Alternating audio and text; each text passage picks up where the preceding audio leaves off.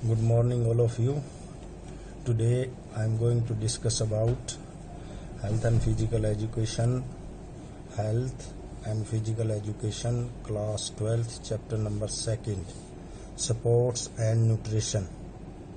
Topic: balanced diet and nutrition. Meaning of balanced diet, meaning of nutrition. Second, macro और micronutrients. Macro and micronutrients क्या होते हैं? What are the macronutrients, what are the micronutrients? Nutritive and non nutritive components of diet. First of all, meaning of balanced diet. A balanced diet is one that consist of different foods type, sufficient amount of nutrients for the development of human body. A balanced diet consists all types of required nutrients from all the foods groups. Include क्या क्या होगा इसमें? Carbohydrates, protein, fats, vitamins, minerals, fibres and water. ऐसी diet, ऐसा भोजन, संतुलित आहार, ऐसी डाइट जिसमें ये सारे के सारे न्यूट्रिएंट्स इंक्लूड होने चाहिए. कौन कौन से? Carbohydrates, protein, fats, vitamin, minerals, fibres and waters. Next जो है meaning of nutrition. Meaning of nutrition, it is a overall process. It is a overall process in which food is indigested or digested.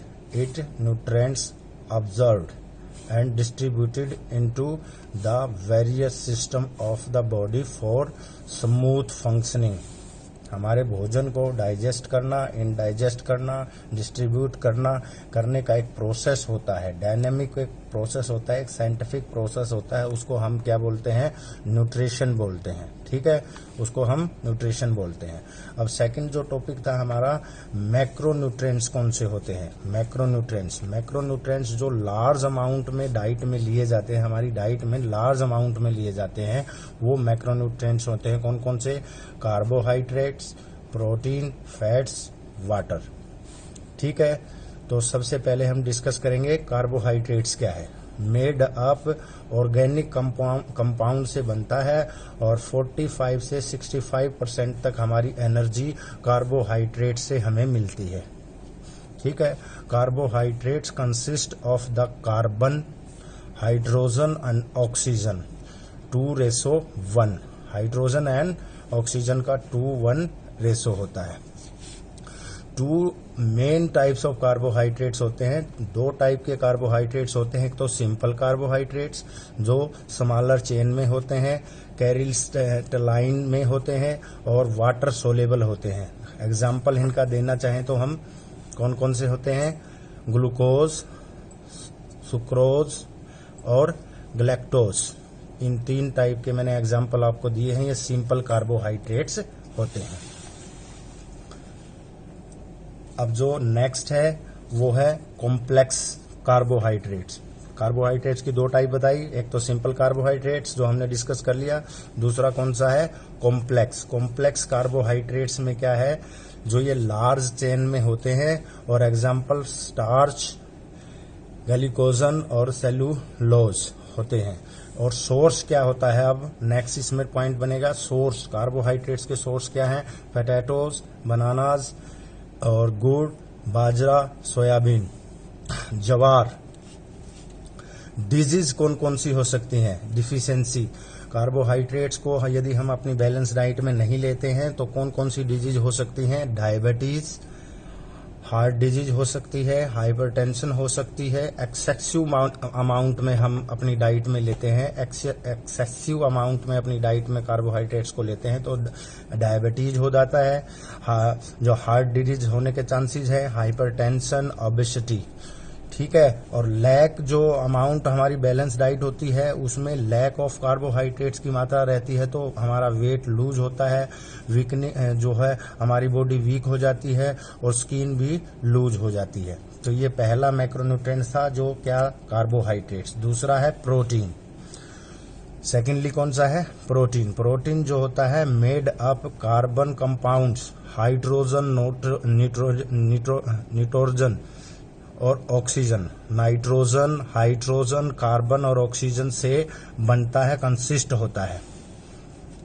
Protein जो होते हैं converts होते हैं amino acid में। Protein क्या होते हैं, कन्वर्ट्स होते हैं अमीनो एसिड में, और 23 अमीनो एसिड होते हैं, जो 9 अमीनो एसिड फूड से हमें रिसीव होते हैं। प्रोटीन को बिल्डिंग ब्लॉक्स ऑफ लाइफ भी बोला जाता है। ओके, नेक्स्ट, सोर्स क्या क्या है। ठीक है, अब हमने देखना है कि सोर्स क्या क्या है प्रोटीन के। मीट से और मीट प्रोडक्ट से हमें प्रोटीन मिलता है, लाइक एग्स, और जो ड्राई प्रोडक्ट्स होते हैं, सोयाबीन है, ड्राई फ्रूट्स है, नट्स है, इससे हमें क्या प्राप्त होता है, protein. Protein are involved in the production of hormones, enzymes, tissues, antibodies, regulations of the water और ट्रांसपोर्टेशन ऑफ ऑक्सीजन के लिए वर्क करता है। क्या करता है, वर्क। डिजीज कौन कौन सी हो सकती हैं, यदि हमारी बैलेंस डाइट में यदि प्रोटीन की मात्रा कम रहती है तो डिजीज, मरासमस हो सकता है, क्वासियोकार हो सकता है, लो इम्यूनिटी सिस्टम हो सकता है, मसल में पेन हो सकता है और ज्वाइंट पेन भी हो सकता है, हार्ट प्रॉब्लम भी हो सकती है, लीवर डैमेज भी हो सकता है। तो जो प्रोटीन है वो हमारी जो बैलेंस डाइट है उसमें होना चाहिए। मैक्रोन्यूट्रिएंट्स है। पहला कौन सा मैक्रोन्यूट्रिएंट्स था, कार्बोहाइड्रेट। सेकंड हमने डिस्कस किया प्रोटीन। थर्ड हम डिस्कस करेंगे अब फैट्स। फैट होता है मेड अप किससे, कार्बन से, ऑक्सीजन से, हाइड्रोजन से। 26:12 एंड 12। ठीक है, 26 कार्बन, ऑक्सीजन 12 और हाइड्रोजन 12। ये बॉडी टेम्परेचर के लिए वर्क करता है। तो 3 टाइप्स के फैट होते हैं। अभी हम डिस्कस करेंगे कौन सा, 3 टाइप्स ऑफ फैट। कौन कौन सा, सैचुरेटेड फैट जो ड्राई फूड से मिलता है, और पोलो अनसैचुरेटेड फैट होता है, और मोनो अनसैचुरेटेड फैट। 3 टाइप की हमने फैट बताई। कौन कौन सी, सैचुरेटेड फैट फर्स्ट, सेकेंडली पोलो सैचुरेटेड फैट और मोनो अनसैचुरेटेड फैट। ठीक है, ब्लड कोलेस्ट्रॉल में हमारी हेल्प करता है। इसके सोर्स कौन कौन से हो सकते हैं, एनिमल सोर्स कौन से हैं, मिल्क, बटर, घी, फिश ऑयल, मीट और एग्स। वेजिटेबल्स में कौन कौन से हो सकते हैं, soybean, cotton, seeds, dry fruits. और लास्ट मैक्रोन्यूट्रिएंट्स कौन सा है जो हम डिस्कस करेंगे, वो है हमारा water. Water made up hydrogen and oxygen 2:1। It serves as the transporter of nutrients to cells and removes of waste product through urine. ठीक है, बॉडी मेटाबॉलिज्म में भी हमारी हेल्प करता है वाटर। ओके, ये हमने डिस्कस किया क्या, मैक्रोन्यूट्रिएंट्स। अभी नेक्स्ट जो हमारा था कौन सा, माइक्रोन्यूट्रिएंट्स। माइक्रोन्यूट्रिएंट्स जो होते हैं, एक तो हमें स्मॉल क्वांटिटी में लेने हैं हमारी डाइट में। हमने जो मैक्रोन्यूट्रिएंट्स किए, कार्बोहाइड्रेट्स, प्रोटीन, फैट्स और वाटर, वो हमारी लार्ज अमाउंट में होते हैं और उनका 1 बाय 1 हमने डिस्कस किया। अब हमने डिस्कस करना है माइक्रोन्यूट्रिएंट्स। माइक्रोन्यूट्रिएंट्स जो होते हैं स्मॉल क्वांटिटी में हमने लेने होते हैं, नोन एज कौन कौन से होते हैं micronutrients, minerals and vitamins. Minerals and vitamins. Minerals जो है approximately 4% of our body mass is made up of minerals. 4% हमारी बॉडी का मास जो है मिनरल से बनता है। There are 2 types of minerals होते हैं, मैक्रो मिनरल्स और माइक्रो मिनरल्स। मैक्रो मिनरल्स में पोटाशियम, कैल्शियम, सोडियम और जो है फास्फोरस, मैग्नीशियम। ठीक है, ये कौन कौन से हो गए? Macro minerals. अब इनका वन बाय वन हमने यहाँ पर क्या करना है?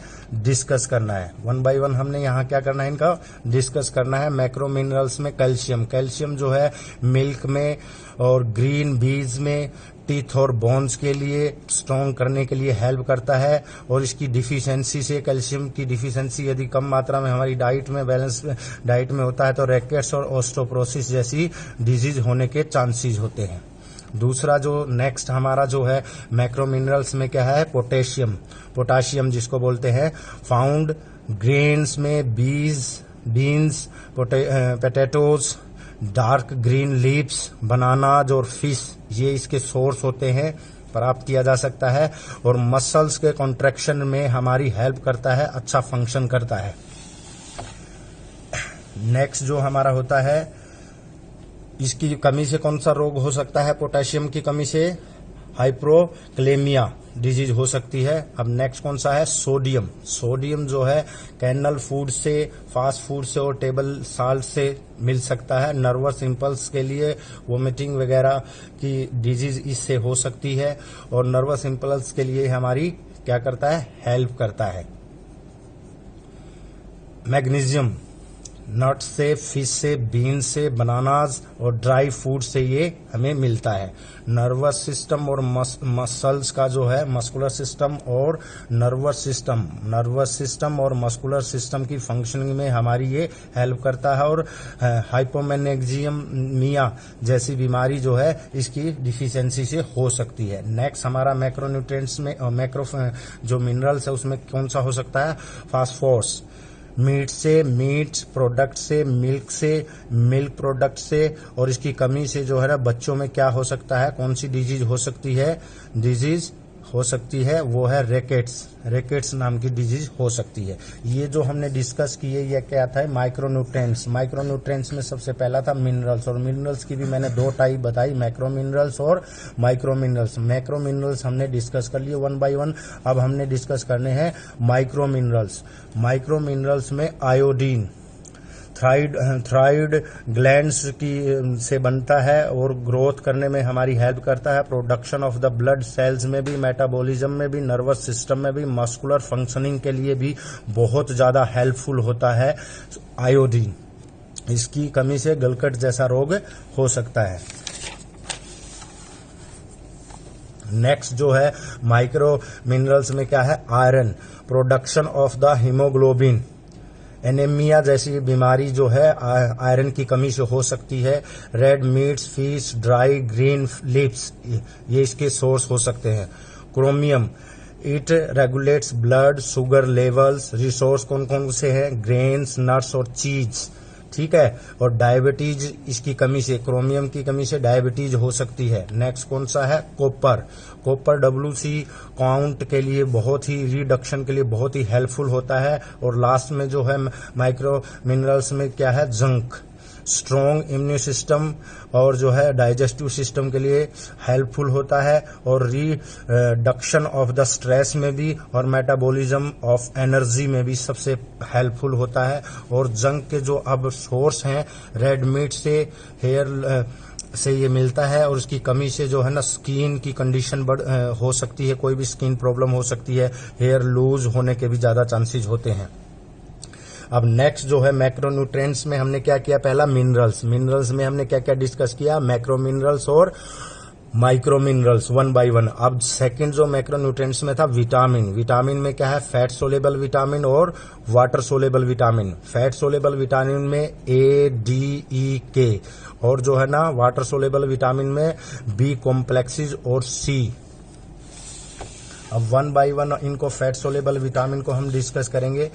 पहला जो है विटामिन ए, 1913 में 1930 एल्मर मैकलम ने जो है इसको कंपोज्ड किया था। हाइड्रोजन और ऑक्सीजन और कार्बन से ये कंसिस्ट होता है। और इसका फंक्शन जो हमारी बॉडी में न्यू सेल्स को की ग्रोथ करना, हेल्दी स्किन देना, हेयर और इम्यूनिटी सिस्टम के को मेंटेन रखने में ये हमारी हेल्प करता है। कौन? Vitamin A. डिफिशियंसी से नाइट ब्लाइंडनेस का जो है इससे खतरा रहता है और इस टाइप की डिजीज हो सकती है। इसका रिसोर्स क्या है? मिल्क और मिल्क प्रोडक्ट और येलो वेजिटेबल से विटामिन ए मिलता है। अब विटामिन डी की बात करते हैं। कार्बन से, हाइड्रोजन और ऑक्सीजन से ये मेडअप होता है और बिल्डिंग बोन्स को स्ट्रॉन्ग करता है। पैराथाइड हार्मोन्स जो है रिलीज करता है। बोन टिश्यूज के लिए वह हेल्पफुल होता है। और विटामिन डी की कमी से रिकेट्स नाम का जो है रोग हो सकता है। क्या नाम का? रिकेट्स नाम की जो डिजीज हो सकती है। ओस्टोप्रोसिस नाम की भी डिजीज हो सकती है। रिस्क ऑफ कैंसर भी हो सकता है। रिसोर्स कौन कौन से हैं? सनलाइट विटामिन डी का सबसे बढ़िया, और मशरूम, एग्स और मिल्क। अब हम मैक्रो जो वाटर सोलेबल विटामिन है उसमें हम जो है विटामिन ए और विटामिन डी और विटामिन के, हमने विटामिन डी और ए डिस्कस कर लिया। अब विटामिन ई डिस्कस करेंगे। एंटीऑक्सीडेंट होती है और products of cell against the effects of free radicals के लिए हेल्पफुल होती है। कीप्स स्किन हेल्दी, स्किन को हेल्दी रखता है। Reduce the risk of heart attack, heart attack के लिए भी हेल्पफुल होता है। हार्ट अटैक के रिस्क को रिड्यूस करने के लिए बहुत ज्यादा चांस कम कर देता है विटामिन ई। इसकी डिजीज से पैरालिसिस और मसल पेन प्रॉब्लम हो सकती है। और लीवर, साल्ट, सी फूड्स और फ्रूट्स इसके रिसोर्स हो सकते हैं। लास्ट जो हमारा जो है वाटर सोलेबल विटामिन में विटामिन ए, डी, ई और के आ गया है। अब क्या आ गया है? के। ब्लड क्लॉटिंग के लिए और सेल ग्रोथ के लिए विटामिन के बहुत ही हेल्पफुल होता है। Prevention excessive bleeding in wound. और सोर्स कौन से हैं? सोयाबीन, मीट्स और एग्स, ये इसके सोर्स हो सकते हैं। अब ये सारा का सारा क्या था? फैट सोलेबल विटामिन था। अब हमने जो है वाटर सोलेबल विटामिन की बात करनी है। ठीक है, कौन सी बात करनी है? Water soluble vitamin. Water soluble vitamin में बी कॉम्प्लेक्सेस हैं। 8 वाटर सोलेबल विटामिन हैं जो बी के कॉम्प्लेक्सेस हैं। जैसे B1 है, इसका साइंटिफिक नाम क्या है, और विटामिन B1 है, और जो अप्रोक्सीमेटली डेली डाइट में कितना लेना है, इसके फंक्शन क्या है, और डिफिशियंसीज क्या है, सोर्सेज क्या है। इसी तरीके से हमने विटामिन B2 करना है, इसी तरीके से विटामिन B3 और इसी तरीके से विटामिन B5, B5, B6 और B7। ये आपने टेक्स्ट नोटबुक में देख लेना है। B9 भी हमने इसमें से डिस्कस करना है, B12 भी। और फिर लास्ट में कौन सा हो गया वाटर जो विटामिन है? Vitamin C. एस्कोर्बिन एसिड के नाम से भी जाना जाता है। हिथिस्ट जो है सेफ्टी न्यूट्रिएंट्स के नाम हो गया है। रिपेयर ऑफ द टिश्यूज के लिए भी इसको जाना जाता है। इस तरीके से हमने ये डिस्कस कर लिया कि मैक्रोन्यूट्रिएंट्स और माइक्रोन्यूट्रिएंट्स कौन कौन से होते हैं। और माइक्रोन्यूट्रिएंट्स में हमने विटामिन और जो है मिनरल्स का डिस्कस किया। मिनरल्स, मैक्रो मिनरल्स और माइक्रो मिनरल्स डिस्कस किए। फिर विटामिन कौन से? फैट सोलेबल विटामिन और water soluble vitamin 1 by 1 discuss किया। नेक्स्ट टॉपिक जो है